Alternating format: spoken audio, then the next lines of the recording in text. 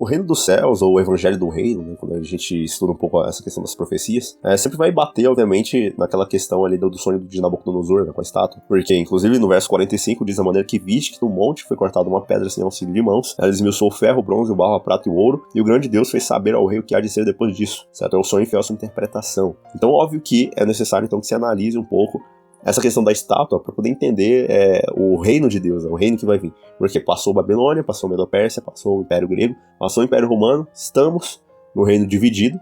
Alguns acreditam que serão 10 reis, né, de acordo ali com o Apocalipse 17. Então é interessante ver justamente essa questão do reino de Deus, como é que ele vai ser implantado e tal. E inclusive quando Jesus veio à Terra, né, o que ele pregou? Existe uma infinidade aí, uma série de textos que invocam exatamente esse ponto. Quer dizer, lá em Mateus 4:23, é mencionado que Jesus percorria a Galileia toda, ensinando nas sinagogas, pregando o evangelho do reino e curando todas as enfermidades e moléstias entre o povo. Então ele sempre buscava curar, mas além de curar, óbvio, pregava o evangelho do reino. Isso muito associado também à profecia das 70 semanas, Daniel ali, capítulo 9. Então é muito interessante ver também esse detalhe, porque o tempo para Israel estava acabando, era só 490 anos. E na metade da semana, ali por volta do ano 27, ele já se batiza, e aí depois um ministério de 3 anos e meio nele mesmo, com os discípulos, e aí depois mais 3 anos e meio de ministério aí, dos discípulos pregando para os judeus, e aí depois, por volta do ano 34, o Estevão é apedrejado e simplesmente ali um jovem chamado Saulo de Tarso é chamado por Deus ali depois, se convertendo então, o apóstolo Paulo, e aí vira o apóstolo dos gentios, quer dizer, Deus dá uma virada de costas à nação judaica. A vossa casa ficará deserta e tal. Então Cristo ele já sai com desejo de pregar o reino, porque o tempo estava acabando. Né? Buscar aí primeiro as ovelhas perdidas da casa de Israel, mas primeiro o judeu, depois o gentio. Porque o tempo estava apertado, estava correndo, de acordo com a profecia de Daniel 9. Talvez um estudo mais pra frente nesse sentido vai ser interessante. Mas aí o detalhe importante é o seguinte, Jesus pregou então o reino de Deus, e esse reino deveria ser pregado até um certo ponto, diz lá, e este evangelho do reino será pregado a todo mundo, em testemunho de todas as nações, então virá o fim. Quer dizer, o grande sinal da vinda de Jesus, fora a abominação da desolação, é a pregação total do evangelho, do reino. Algumas traduções vão trazer evangelho eterno, mas que é justamente esse bojo de verdades que a palavra de Deus contém. Que vai incluir principalmente a observância da lei, como um todo, a questão de conhecimento do Deus verdadeiro e de Jesus Cristo a quem ele enviou, o Deus verdadeiro, o Pai, e Jesus Cristo, Filho de Deus. Então vem trazendo justamente essas mensagens, entendeu? A questão sempre de purificação, quer dizer, de adoração ao verdadeiro Deus, que é a primeira mensagem angélica de Apocalipse 14. A segunda mensagem angélica que é denunciar o sistema babilônico, que caiu a grande Babilônia, quer dizer, todas as igrejas que beberam e fornicaram com os reis, simplesmente fazem parte desse complexo, quer dizer, o legacy religioso tem que sair desse sistema, porque, caso contrário, a pessoa se torna cúmplice disso.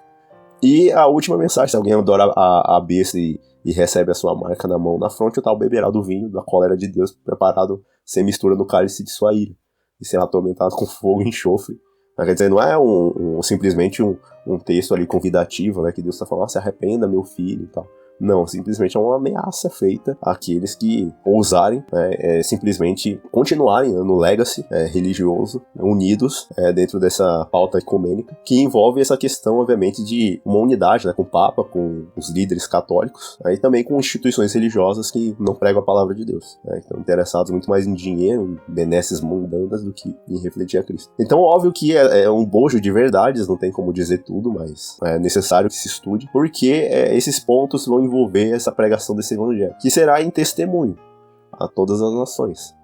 Então todos vão ter oportunidade de ouvir, de entender, e Deus não vai esperar todos se converterem. A ideia é simplesmente todos ouvirem, ter a possibilidade de escolher. E aí depois que a decisão é tomada, aí sim, aí ou as pessoas serão seu destino ou para salvação ou para a perdição. Então de acordo com o Apocalipse, é mencionado exatamente esses pontos. Então assim, o evangelho tem que ser pregado a todo mundo, em testemunho a todas as nações, então virá o fim.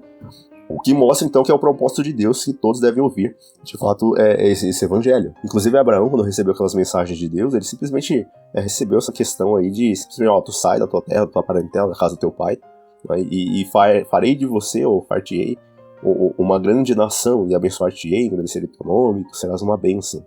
E abençoaria os que te abençoarem, e amaldiçoaria os que te amaldiçoarem. E em ti serão benditas todas as famílias da terra. E aí Paulo pega ali o contexto, e aí reinterpreta, né, e traz ali, ó. Ora, tendo a escritura previsto que Deus havia de justificar pela fé os gentios, anunciou primeiro o evangelho a Abraão, dizendo, todas as nações serão benditas em ti. Então vai vincular essa questão da própria bênção que Abraão recebeu e tal, as dádivas que ele recebeu, a pregação do evangelho, que foi pregado primeiro a ele, e depois, óbvio que, né, através desse evangelho, previsto que Deus havia de justificar, então, pela fé os gentios. Então vincula, une essas duas mensagens. Então dessa forma, o povo, então, todos serão agraciados com esse evangelho, pelo menos ouvido. Eles vão conseguir ter essa oportunidade, né, de ouvir esse evangelho. Porém, é a mesma questão da mensagem que Isaías deu. Você vai pregar, mas você vai ficar de antemão sabendo que poucos vão se converter. A maioria vai ficar contra. Então você já de antemão entra sabendo que tipo de jogo você está jogando. Se bem que, na Isaías 29, 13, 14, Deus ele mostra que o povo se aproxima de mim, né, com a sua boca, com seus lábios me honra, mas seu coração se afasta para longe de mim. E o seu temor para comigo consiste só em mandamentos de homens. Aí você pega aí o catolicismo romano, que são mandamentos de homens. Muita gente acredita, tem fé, não vou desabonar essas pessoas da fé delas. Mas a palavra de Deus diz que a adoração a Deus tem que ser em espírito, ok? Mas tem que ser também em verdade. Senão, não vale. Então é necessário entender justamente esse ponto pelo seguinte: o povo se afasta. E é interessante porque o povo de Israel que recebeu essa mensagem, então, como é que ele diz agora que o povo tá seguindo mandamentos de homens se eles estavam seguindo o Torá? Se eles estavam seguindo Moisés, né, entre aspas? Daí se vê o perigo da teologia destituída, obviamente, de Deus. Porque os raciocínios filosóficos, teológicos, vão levar as pessoas a criarem mandamentos a partir de deduções filosóficas, né, de texto da Bíblia e tal, e vão criando dogmas e tal, coisa que não tá ali. A pessoa lê X e entende Y. E faz Z, né? Totalmente diferente. Então é interessante esse ponto, porque muitas vezes as pessoas preferem basear a sua crença, a sua fé, em textos que não são muito claros, ao invés de tomar a palavra pura e simples do que está extremamente claro, escancarado, e basear a fé naquilo. Então é interessante ver justamente esses detalhes. Então o povo de Israel, com a sua boca, com seus lábios, né, honravam a Deus e tal, mas o coração longe, o temor consistindo só em mandamentos de homens, instruídos, né, foram ensinados assim. Portanto, eis que continuarei fazendo uma obra maravilhosa no meio deste povo, uma obra maravilhosa e um assombro, porque a sabedoria dos seus sábios perecerá e o entendimento dos seus prudentes se esconderá. Quer dizer, qual que é a autoridade das pessoas leigas em interpretarem a Bíblia? Quem era Jesus? Quem que eram os discípulos, né? Eram eruditos, conhecedores, né, de línguas e etc, etc. Não, por quê? Deus escolhe justamente as coisas loucas do mundo para enfraquecer as fortes, para envergonhá-las. Então é incrível ver o que Deus faz, né? Se bem que a sabedoria humana é loucura diante de Deus. Exatamente por isso, mesmo tendo o Torá, eles preferiam obedecer, ou seu temor consistia com Deus em mandamentos de homens, que eles mesmos inventaram a partir das deduções deles da palavra de Deus. Então, obviamente que desde os primeiros tempos, o propósito de Deus foi que todos conhecessem de fato o Evangelho, recebessem e divulgassem isso para os outros, sem nenhum tipo de objetivo, mas simplesmente por amor às almas e também por Deus, na obra de Deus. Então, óbvio que Abraão foi pregado então o Evangelho a ele, e assim todas as famílias da terra seriam abençoadas, né, tudo disso. Mas aí qual que era o desastre nacional que aconteceu sobre o povo de Israel ali por causa da apostasia deles? Simplesmente eles foram levados, então transportados cativos para a Babilônia por causa de sua transgressão, tá lá em 1 Crônicas 9:1. Então justamente o propósito de Deus era que se divulgasse o Evangelho, mas o que eles fizeram? Eles travaram a obra. Uma das poucas vezes que Israel conseguiu refletir alguma glória ali que vinha de Deus, talvez no tempo de Salomão ali, quando ele organizou o templo e etc, e tinha toda a questão ali do sacrifício e tal, mas logo havia se corrompido também, né, com as mulheres, as suas concubinas que o levaram a afastar-se de Deus e se curvar a outros deuses. Então, obviamente que essa questão do Evangelho ela vai permear também esses pontos. Ao interpretar o sonho de Nabucodonosor, que reino Daniel disse que seguiria os 4 impérios. Então tinha lá a cabeça de ouro, que era a Babilônia, peito e braços de prata, Medo-Pérsia, o quadril de bronze, o Império Grego, e as pernas de ferro, o Império Romano, e depois viria então o reino dividido, né? Então, esses aspectos. Mas o que sucederia depois deles? Aí em Daniel 2,44 é dito: mas nos dias desses reis, o Deus do céu levantará um reino que não será jamais destruído, e esse reino não passará a outro povo, esmiuçará e consumirá todos esses reinos, mas ele mesmo subsistirá para sempre.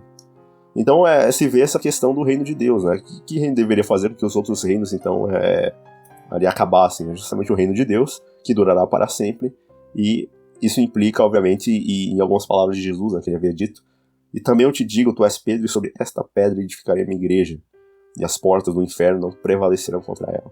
Veja que, antigamente, os portões da cidade eles eram locais simplesmente para a realização ali de tribunais, de negócios, deliberar assuntos públicos e tal. Só que as palavras portões, né, quando fala aqui portões ou portas do inferno, é usado aí nesse sentido de conselhos, desígnios, maquinações, propósitos malignos.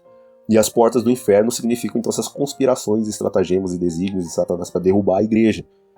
Mas nada disso há de prevalecer, né? Pelo menos aqueles que permanecerem fiéis às palavras de Cristo. Então são promessas que são feitas, né, e são cumpridas nesse sentido de pregação. Então, ao unir sua divindade com a humanidade, ao tornar-se o filho de Davi, né, o Cristo que veio segundo a descendência de Davi, segundo a carne, Cristo ele lançou o alicerce sobre o qual construiu então a sua igreja. Quer dizer, tu és Pedro, mas sobre esta pedra, esta rocha, edificarei a minha igreja. Inclusive, muita gente pensa que isso aqui Pedro foi o primeiro papa, né? Mas como que ele seria o primeiro papa se Jesus foi muito claro e disse: a ninguém chameis de pai por sobre a terra, senão aquele que está no céu. Porque esse sentido de pai espiritual é uma blasfêmia. Simplesmente pegar e transferir isso para qualquer ser humano. Porque um só é vosso pai e um só é vosso mestre, o Cristo. Isso daí tá claro nas escrituras, não tem nem que questionar. Mas aí o povo não lê essa parte e diz: ele tornou Pedro o primeiro papa. Só que o que acontece? Também eu te digo, tu és Pedro. Pedro significa pedra. E sobre esta rocha edificarei a minha igreja. E Cristo é a rocha. Ele foi a rocha cortada do grande monte, lá em Daniel 2, que simplesmente vai atingir a estátua. Então é interessante justamente ver essa questão pelo seguinte: Pedro ele não é o primeiro papa, ele nunca considerou um ser humano acima.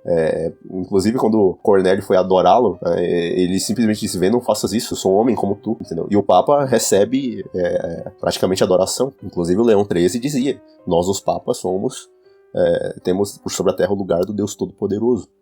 Então eles têm essa pretensão sim de receber a adoração do povo e de serem chamados de pais espirituais, que é um título dado somente ao pai que está no céu. A ninguém chameis pai por sobre a terra, senão aquele que está no céu. E o povo simplesmente pega aqui e diz que ele foi o primeiro papa, mas na verdade nunca foi e nunca desejou ser, entende? Mesmo porque isso aí é contra. Aí fala que as portas do inferno não prevalecerão, obviamente, contra a igreja de Deus e tal, que guarda os seus mandamentos. Então justamente essa questão vai mostrar a importância que tem de simplesmente estudar a Bíblia e tal, e ver essa questão da divindade, da humanidade de Jesus, né, como sendo filho de Davi, que lança então o alicerce, que é ele mesmo, né, acerca da igreja, e aí estabelece então a casa de Davi para sempre, o reino de Deus, né, a casa de Davi e a igreja de Cristo são inseparavelmente ligados, e essa profecia de que o estabelecimento de qualquer um envolve também o estabelecimento dos dois. Então é óbvio que tem aí essa correlação entre a casa de Davi e a igreja de Cristo. Então, através de que essas promessas são de fato cumpridas, em Lucas 1, 32 e 33 diz: este será grande, será chamado filho do Altíssimo, e o Senhor Deus lhe dará o trono de Davi seu pai, e reinará eternamente na casa de Jacó, seu reino não terá fim. Inclusive tem um texto que fala essa questão também essa correlação de Cristo com Davi, dizendo: o que pensais vós do Cristo, de quem ele é filho? E disseram: de Davi. Então tem esse detalhe justamente também. Como é chamada a união da divindade e da humanidade, e sem dúvida alguma grande é o mistério da piedade, Deus se manifestou em carne, justificado no Espírito, visto dos anjos, pregado aos gentios, crido do mundo, recebido em cima da glória. Então, Deus se manifestou em carne, o Pai se manifestou em Cristo. Inclusive, Jesus mesmo falou que Filipe tinha perguntado ali pra ele: Senhor, mostra-nos o Pai e tal. Ele falou: tu não queres que o Pai está em mim e eu no Pai? Como dizes tu, mostra-nos o Pai. Quem me vê a mim, vê o Pai. Então, o Pai estava nele, Deus, o Pai, se manifestou em carne. E foi justificado no Espírito porque, no caso aí, Cristo reivindicou o caráter de Deus, provando que qualquer ser humano, filho e filha de Adão, pode, pela fé no Pai, vencer o pecado e não pecar, mesmo na natureza caída, pecaminosa, que era o argumento mais forte do diabo. Ele dizia que não se poderia vencer, não se poderia cumprir a lei, as leis eram demasiado injustas, e portanto Deus, o legislador, era injusto. E Cristo veio e rebateu com sua própria vida esse tipo de acusação e reivindicou. Por isso Deus, o Pai, foi justificado no Espírito, visto dos anjos, pregado aos gentios, crido no mundo e, obviamente, recebido na glória, né? Falando aí acerca de Jesus. Então é interessante ver também isso, né? Como Deus chamou esse mesmo mistério, em Marcos 4:11, e ele disse-lhes: a vós é dado saber os mistérios do reino de Deus, mas os que são de fora, esses aí se diz por parábolas. Ou se fala por parábolas, para que vendo não vejam, ouvindo não entendam, nem se convertam, sejam por mim curados. Em que confissão os sábios da Babilônia negaram algum conhecimento dessa doutrina essencial do cristianismo? Veja, essa questão da unidade entre a divindade, que é o Pai, e um ser humano normal, que é Cristo, é uma divindade que, obviamente, é repartida. Inclusive é dito que, para que vos torneis, pois, participantes da natureza divina, quer dizer, a unidade, ou a união do divino com o humano, quer dizer, a união entre o Pai e um ser humano normal, que Cristo veio normalmente aqui, como qualquer filho de Adão.